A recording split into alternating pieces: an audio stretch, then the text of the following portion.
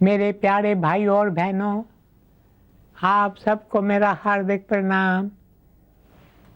श्रीमद् भगवत गीता एक पवित्र शास्त्र है, एक दिव्य गीत है, एक गहन उपदेश है। The word of God and a profound, powerful poem.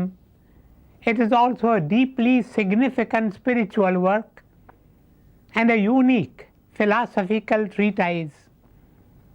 Gita का उपदेश देने वाले स्वयं भगवान श्री कृष्ण हैं। आश्चर्य की बात तो यह है कि यह दिव्य उपदेश तब दिया गया जब महाभारत का भीषण युद्ध आरंभ होने वाला था। ऐसा युद्ध जो भारत की भूमि का इतिहास बदलने जा रहा था। पता नहीं यह कैसे संभव हो सका। मेरे प्यारे भाइयों और बहनों, कहते हैं गीता का अनुवाद कम से कम 36 भाषाओं में किया गया है। साधु वासवानी जी ने बिल्कुल सही कहा कि गीता सारे संसार का शास्त्र है। यह मानव जाति की बाइबल है। The Gita is a Bible of humanity. Gita पर श्री आदि शंकराचार्य ने टिप्पणी लिखी है। उसी प्रकार अध्यात्म के महारथी जैसे श्री रामानुज, श्री माधव आचार्य, श्री वल्लभ आचार्य और संत ज्ञानेश्वर ने अपनी अपनी भाषाओं में गीता को ट्रांसलेट किया है। आधुनिक युग में महात्मा श्री लोकमान्य तिलक, महात्मा गांधी और श्री अरविंदो जी ने भी गीता पर अपनी अपनी टिप्पणी लिखी है।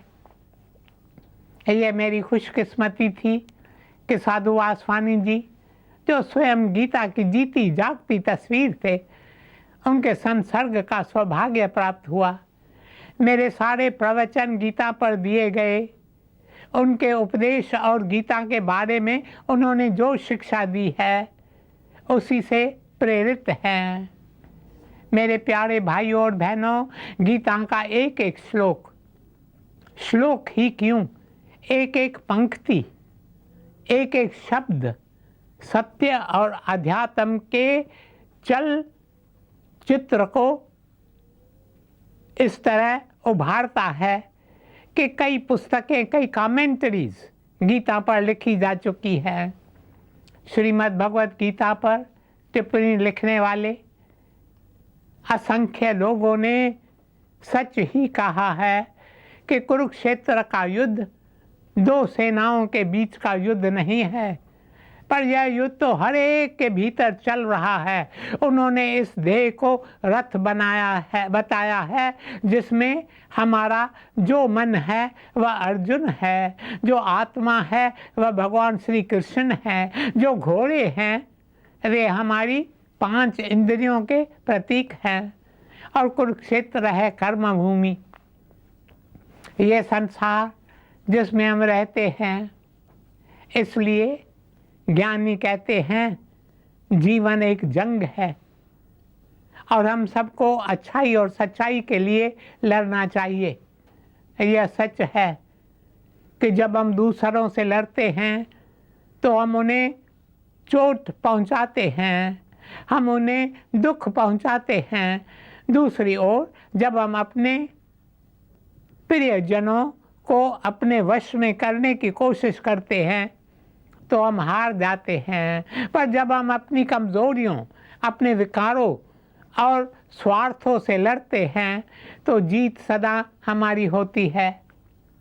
स्वामी रामदास ने कहा है, मनुष्य के लिए अपने मन को जीतने से बड़ी और कोई जीत नहीं हो सकती। सच्चा सिपाही वही है जो बाहर के दुश्मन से न लड़कर अपने भीतर के दुश्मन से लड़ता है। ये अर्जुन का सौभाग्य है जो श्री कृष्ण ने उसके रथ की डोर संभाल रखी है, क्योंकि जब मनुष्य बुराई के साथ लड़ता है तो भगवान सदा उसके साथ होते हैं। इसलिए जब अर्जुन कहता है मैं युद्ध नहीं करूँगा और अपना गांधी रख देता है, तब श्री कृष्ण अपने ज्ञान भरे वचनों से उसका मार्गदर्शन करते हैं। हे कृष्ण गोपाल हरि, हे दीन दयाल हरि।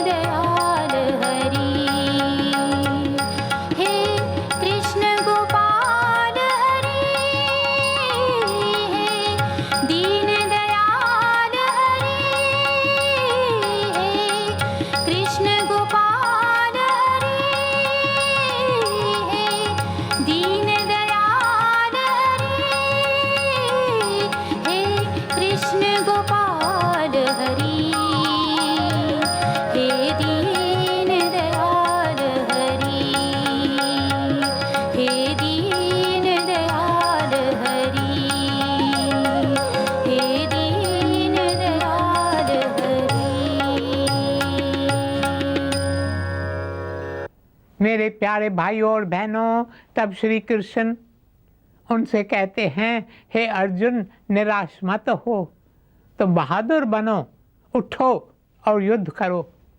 गुरुदेव साधु वासवानी जी गीता को शक्ति का गीत कहते थे। उत्तिष्ठ परम तप, स्टैंड अप ओ अर्जुना। मेरे प्यारे भाइयों और बहनों, हम सबको अपने जीवन के लक्ष्य को पूरा करने के लिए कर्म करना है। बुराई हमारे भीतर है, बुराई हमारे बाहर है। हमें इस बुराई को मिटाने के लिए लड़ना है। हम यह नहीं कह सकते कि हम लड़ेंगे नहीं, हम कर्म नहीं करेंगे। भगवान अर्जुन से कहते हैं, उठो और युद्ध करो। और यह जीवन एक जंग है। उठो और बुराई से लड़ो, उठो और अन्याय से लड़ो। अपने अहंकार को मिटाओ, अपनी कमजोरियों पर विजय पाओ। गीता हमें साहस और आत्मशक्ति का संदेश देती है। The Gita teaches us that weakness is a sin, while Shakti is a spiritual virtue. Mahabharata के अनुगीता पर्व में एक और रोचक बात उभर कर सामने आती है। जब हताश अर्जुन अपने गुरु श्री कृष्ण को गीता की शिक्षा को दोहराने की बात करता है तो उस समय श्री कृष्ण कहते हैं, अब मैं इसे पूरी तरह दोहरा नहीं पाऊंगा। मैंने तुम्हें ब्रह्म का मर्म समझाया था। उस समय मैं एक अलग दुनिया में था। मेरे प्यारे भाइयों और बहनों, जैसा कि मैंने पहले कहा है, गीता में जो संवाद है अब वह कोई मामूली संवाद नहीं है। यह संवाद दो साधारण आदमियों के बीच नहीं हुआ है। गीता तो एक महान और अद्भुत शास्त्र है। यह तो एक विशेष उपदेश है। यह संवाद दो विशेष व्यक्तियों के बीच हुआ है। एक तो स्वयं भगवान, दूसरा उनका प्रिय शिष्य जो कुरुक्षेत्र के रणभूमि में सर्वश्रेष्ठ धनुर्धारी है, जिसे वे अपना विराट रूप दिखाएंगे। यहाँ मैं आपको बताना चाहूँगा कि the battle of Kurukshetra was regarded as a dharma yuddha, अर्थात कुरुक्षेत्र का यह महायुद्ध एक धर्म युद्ध था जिसमें दोनों सेनाओं को कुछ नियमों का पालन करना जरूरी था। इस युद्ध में एक तरफ उदार पितामह भीष्म थे और दूसरी ओर धर्मराज युधिष्ठिर थे। इसलिए दोनों सेनाओं के सामने कुछ नियम रखे गए। जब युद्ध आरंभ होने वाला था तब हमने देखा कि अर्जुन ने अपने शस्त्र डाल दिए थे। इसका अर्थ था कि वह युद्ध नहीं करना चाहता था।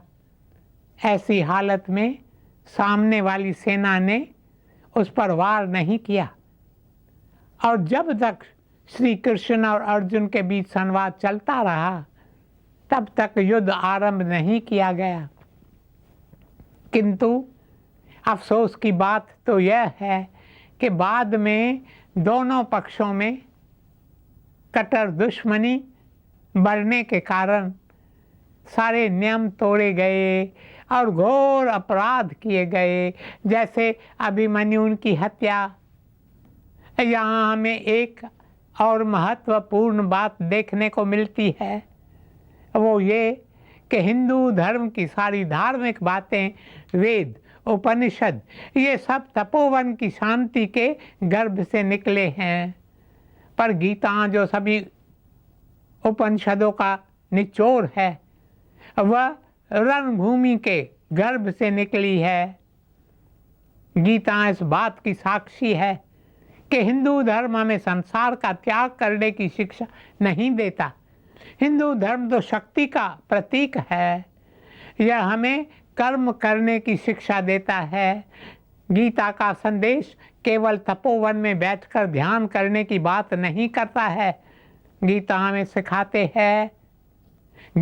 सिखाती है कि शिक्षा को हम अपने दैनिक जीवन में अपनाएं। गीता हमें कर्म करने की प्रेरणा देती है। इसका संदेश हम सब के लिए है। गीता की शिक्षा को कोई भी ग्रहण कर सकता है। इसमें कोई बंधन नहीं, कोई भेदभाव नहीं है। इसलिए श्री कृष्ण ने चौथे अध्याय के 11वें श्लोक में कहा है, जिस भाव से सारे लोग मेरी शरण लेते हैं उसी के अनुरूप मैं उन्हें फल देता हूँ। हे पार्थ, हर एक व्यक्ति सभी प्रकार से मेरे पथ का अनुगमन करता है। मेरे प्यारे भाइयों और बहनों, महाभारत में श्री कृष्ण नारायण का रूप है और अर्जुन नर का। गीता में नर और नारायण के सुंदर संबंध को दर्शाया गया है, जो जीव आत्मा और परमात्मा के संबंध का प्रतीक है। जब जीव आत्मा इस संसार की भ्रांति और दुखों से ऊंचा उठता है तो वह परमात्मा के निकट जाने लगता है और तब उसे भान होता है कि उसके सारे पाप और दुख मिट गए हैं। मुझ में, तुझ में, बस भेद यही, मैं नर हूँ तू नारायण है।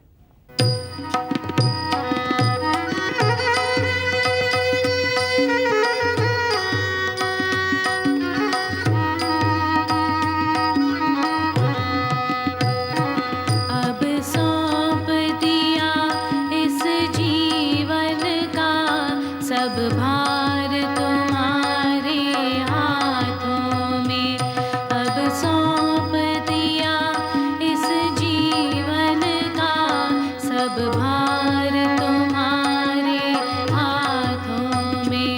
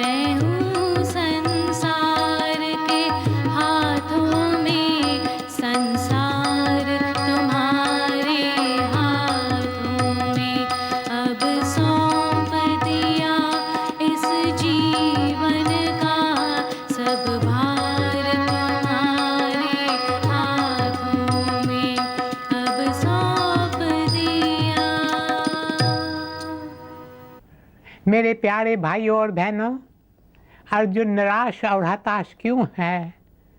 वह तो कई लड़ाइयाँ जीत चुका था। अब तक तो इस महायुद्ध को लेकर उसके मन में कोई शंका नहीं थी। इस युद्ध को लड़ना वह अपना कर्तव्य समझ रहा था। वह जानता था कि यह युद्ध कोई आम युद्ध नहीं है। यह युद्ध तो अन्याय और बुराई के विरुद्ध लड़ा जा रहा है। ऐसा कहा जाता है कि रणभूमि पर जाने से पहले उस दिन सुबह युधिष्ठिर के मन में कौरवों की विशाल सेना को लेकर कुछ भय और शंका जागी थी। ये अर्जुन ही था जिससे उसने पूछा, इतनी विशाल सेना का हम सामना कैसे कर पाएंगे? उस समय अर्जुन ने उसका भय दूर करने के लिए कहा, जो सत्य, करुणा और धर्म के लिए लड़ते हैं, जीत सदा उनकी होती है। और वैसे भी जहाँ कृष्ण हैं, जीत वहीं है। मेरे प्यारे भाइयों और बहनों, दोनों सेनाओं के बीच में अपने रथ को ले जाने की बात कहने से पहले अर्जुन के इरादे बुलंद थे, उसका विश्वास दृढ़ था। फिर अचानक वह विषाद में क्यों आ जाता है? मेरे प्यारे भाइयों और बहनों, आज मॉडर्न मैनेजमेंट में भी यही सिखाया जाता है कि जब तुम्हें किसी बात को लेकर फैसला लेने में दिक्कत हो, जब तुम्हें इस बात की उलझन हो कि जो तुम करने जा रहे हो वो सही है या नहीं, तो उसके पहले यह अच्छी तरह सोच लो कि उसे करने से कितना लाभ हो सकता है और कितना नुकसान हो सकता है। अर्जुन भी यहाँ वही कर रहा है। जब दोनों सेनाओं के महारथियों ने अपने शंख बजाकर युद्ध का ऐलान किया, तब अर्जुन को एहसास हुआ कि उसे किस परीक्षा से गुजरना है। इस बात के एहसास ने ही अर्जुन को हिलाकर रख दिया। अर्जुन कायर नहीं है, वह मूर्ख भी नहीं है। वह सामाजिक और सांसारिक दृष्टिकोण से सोच रहा है। इस सोच के कारण उसे लगता है कि इस युद्ध को लड़कर कोई फायदा नहीं है। वह मोह में फंसकर युद्ध करने से मना कर देता है। गीता के पहले अध्याय के 46 श्लोक में ये शब्द आते हैं। ऐसा कहकर अर्जुन ने अपना धनुष बाण एक ओर रख दिया और शोकग्रस्त होकर रथ के आसन पर बैठ गया। अर्जुन का जो भय है वह कुछ क्षणों का भय नहीं है, वह तो अध्यात्म की कसवटी से गुजर रहा है। उसे अब पता चल रहा है कि जिन सामाजिक, धार्मिक, नैतिक मूल्यों को वह सीने से लगाए बैठा है, वे सारी बातें छूट रही हैं। जिन मूल्यों को वह संजोता रहा है, अब उसे वह सब बिखरता नजर आ रहा था। मेरे प्यारे भाइयों और बहनों, ऐसा केवल उदार आत्माओं के साथ ही होता है। जो लोग स्वार्थी और निष्ठुर होते हैं, उनके मन में ऐसे विचार नहीं उठते। पर अब प्रश्न उठता है, क्या सच्चा ज्ञान पाने के लिए हमें इस विषाद के दौर से गुजरना जरूरी है? अर्जुन का विषाद कोई साधारण विषाद नहीं है, किंतु यह विषाद भी आध्यात्मिक राह का एक कदम ही है। अर्जुन का विषाद उसके दिल में चेतना को जागृत करने की प्यास जगाता है। इसीलिए तो श्री कृष्ण देखते हैं कि उनका प्रिय शिष्य अर्जुन अब उनकी शिक्षा को ग्रहण करने के योग्य हो रहा है। वे उसे गीता का ज्ञान देते हैं, जिसमें पहले वे अर्जुन की सारी भ्रांति मिटा देते हैं और उसके बाद वे उसे अध्यात्म साधना के लिए तैयार करते हैं। मेरे प्यारे भाइयों और बहनों, जीवन के जंग में हम भी स्वयं को बार बार अर्जुन की जगह पाते हैं। ईश्वर भले ही हमें न दिखाई देते हों, किंतु उनकी कृपा और दया सदा हमारे साथ रहती है। यदि हम उनकी शरण लें तो वे अवश्य हमारा मार्गदर्शन करेंगे, जिस तरह उन्होंने अर्जुन का मार्गदर्शन किया और उसे विषाद से बाहर निकाला। मेरे प्यारे भाइयों और बहनों, अब समय समाप्त हो रहा है, इसलिए आज बस यहीं तक शेष। कल ओम शांति शांति शांति।